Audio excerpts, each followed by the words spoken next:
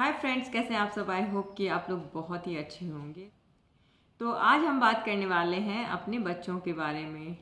तो बच्चों को किस तरीके से सही राह दिखानी चाहिए, माँ का जो धर्म होता है वो क्या होता है। तो आज हम उसी पे चर्चा करेंगे। तो सबसे पहली बात जो है, बच्चे जब बड़े होने लगते हैं ना तो वो हमसे बहुत सारी सवाल, बहुत सारे क्वेश्चन करने लगते हैं। हर चीज़ का जो क्वेश्चन का जवाब है उसको सही सही समझाना बहुत ही ज़रूरी है। बहुत सारे पेरेंट्स जैसे होते हैं कि वो बच्चे जो चीज़ पूछ रहे हैं, जो चीज़ जानने की कोशिश कर रहे हैं, तो वो पूछ क्या रहे हैं और उसको बहलाने में, बात को घुमाने में लग जाते हैं कि जो पूछ रहे हैं तो उसको हम बात बदल दें, वो बात का सही जवाब नहीं देते हैं। तो ऐसा नहीं करना है। बच्चे जो पूछ रहे हैं ना तो उसको, उस बात को समझिए, फिर उसका सही सही आंसर देने की कोशिश करिए। तो इससे होगा ना कि बच्चे को जो भी अभी समझाएंगे आप, वो ये दिमाग में परफेक्ट जाके बैठेगा और वो बड़े तक इस बात को नहीं भूलेंगे कि किस तरह से कौन से क्वेश्चन को मम्मा ने समझाया था। वो एकदम दिमाग में बैठ जाता है। तो इसी वजह से अगर आप किसी क्वेश्चन का जवाब नहीं देती हैं तो क्वेश्चन दिमाग में उसका घूमते ही रहता है। आपसे पूछा, आप अगर ने आपसे अगर पूछा बच्चों ने, तो बच्चों के आंसर अगर आप नहीं देंगे तो वो क्वेश्चन वो बच्चे किसी और से पूछेंगे।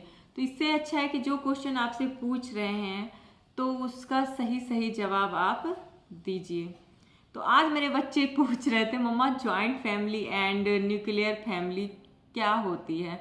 तो आप जॉइंट फैमिली के बारे में जानते होंगे कि जॉइंट फैमिली जिसमें दादा दादी, बच्चे, नाना नानी, चाचा चाची और मम्मी पापा आते हैं, ये हो गए जॉइंट फैमिली। और न्यूक्लियर फैमिली जो होते हैं वो होता है एकल परिवार। तो ये हो गया जिसमें सिर्फ मम्मी पापा और बच्चे होते हैं। तो यही बात मैं उसको समझा रही थी, तो मैंने सोचा कि इसी बात पे मैं एक वीडियो भी बना लेती हूँ कि जब बच्चे बड़े होने लगते हैं ना, जब बच्चे 6 साल क्रॉस कर जाते हैं, 6 साल से ऊपर जाने लगते हैं, जैसे कि मेरा जो बेटा है वो 7 साल का और 8 साल का है, तो फिर वो जैसे जैसे बच्चे बड़े होने लगते हैं ना तो फिर वो उसके दिमाग में तरह तरह की क्वेश्चन आती है। तो तरह तरह के क्वेश्चन आते हैं। तो फिर इसी बात पे वो चर्चा कर रहे थे, वो इसी बात को वो पूछ रहे थे कि मम्मी जॉइंट फैमिली क्या होती है, हमारे साथ क्यों नहीं सारी फैमिली रहती है, हम लोग क्यों अकेले रहते हैं।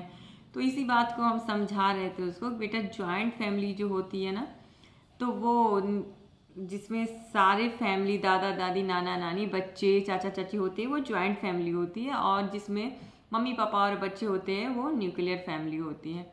तो इसी तरह से मैंने उसका सही सही जवाब दिया, क्योंकि हम लोग एकल परिवार हैं, हम लोग बाहर जॉब करते हैं, तो इसी वजह से हम लोग अकेले रहते हैं यहाँ। तो फिर तो मैं ये अगर बात मैंने अभी समझा दी तो वो बात उसके दिमाग में बैठ गई होगी। तो इसी तरह अगर कोई बच्चे से अगर कोई बच्चा अपने मम्मी से या पापा से पूछते हैं तो बच्चे को तुरंत डांट दिया जाता है कि तुम इस सब चीज़ में इन्वॉल्व मत हो, तुम अपना काम करो, पढ़ाई करो, अच्छे से खेल कूद पे ध्यान दो, पढ़ाई करो, इस चीज़ पे फोकस करो।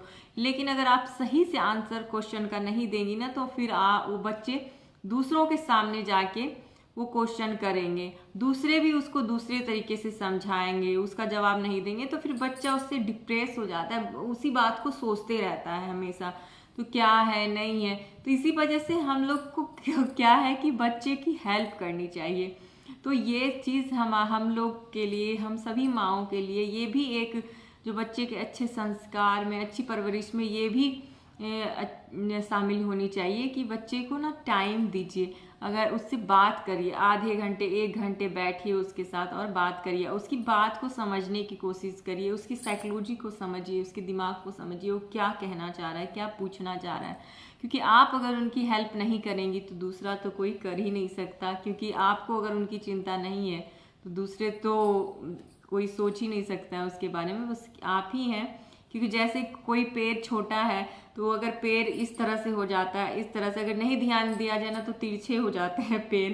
तो उसी तरह है, पेड़ को सही डायरेक्शन देने के लिए हम लोग क्या करते हैं, मिट्टी पे जो भी पेड़ पौधे लगाते हैं तो उसकी जड़ में मिट्टी अच्छे से भर देते हैं। और अगर कोई तिरछा जा रहा है, ऐसे पेड़ जा रहा है, तो उसको हम एक डंडा उंडा लगा के फिर उसको इस तरह से बांध देते हैं, फिर कुछ दिन में देखते हैं कि वो पेड़ मतलब सीधा चला गया।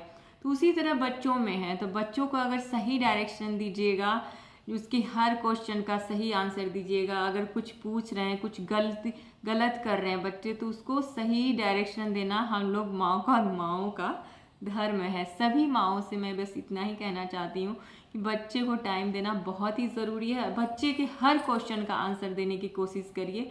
आजकल तो बहुत ही ईजी हो गया क्वेश्चन का आंसर देना, लेकिन बात करिए, क्वेश्चन का आंसर दीजिए। अगर आपको क्वेश्चन नहीं पता है, आजकल तो बहुत पहले के समय में था कि कुछ भी आसानी नहीं था, लेकिन आजकल तो बहुत ही आसानी है। चैट जीपीटी है, जेमिनी है एंड गूगल है। आपको अगर क्वेश्चन नहीं आ रहा है, किसी चीज़ के बारे में पूछो, तो उस पर सर्च करिए, फिर उस बच्चे को समझाइए और उसको उसके क्वेश्चन का सही आंसर दीजिए। तो फिर इससे होगा ना कि बच्चे को लगेगा कि मम्मी हाँ मेरी बात समझती है, और आपसे ज़्यादा कनेक्ट भी होंगे बच्चे और आपकी सारी बात मानेंगे। और ये हम लोग माओ का धर्म भी होता है कि बच्चे को सही रास्ता दिखाना और बच्चे को अच्छा इंसान बनाना। यही हम माओ का धर्म होता है कि बच्चे गलत रास्ते पे ना जाए, बच्चे जो भी करे बस अच्छा करे। बस यही हम लोग माओ का जो आशा होता है बच्चों से, यही होता है। तो बच्चे पढ़ाई तो करते ही हैं, जो स्कूल में है पढ़ाई पूरा कर ही लेते हैं, लेकिन पढ़ाई के अलावा भी बच्चे के दिमाग में जब बच्चे बड़े होने लगते हैं ना, तो बहुत सारी क्वेश्चन, हर चीज़ को जब वो देखता है ना, उस पर वो मतलब सोचता है, हर चीज़ के बारे में जानने की कोशिश करता है। तो ये सब कौन मतलब ये करेगा, उसकी जो ये सब क्वेश्चन का जो आंसर है कौन देगा? ये सब चीज़ के लिए तो, ये सब चीज़ों के लिए तो टीचर तो नहीं होती है ना हर समय। तो हम लोग जो हैं घर में रहते हैं और बच्चों को ही देखना जो हम लोग का धर्म बन जाता है। बच्चों को ही देखना, बच्चों को सही रास्ता दिखाना। तो ये चीज़ है कि बच्चों के क्वेश्चन का सही आंसर दीजिए, उसे भी अच्छा फील होगा और आपको भी अच्छा फील होगा और बच्चे से आपकी बॉन्डिंग भी अच्छी होगी। आज की वीडियो में इतना ही, तब तक के लिए bye bye and take care.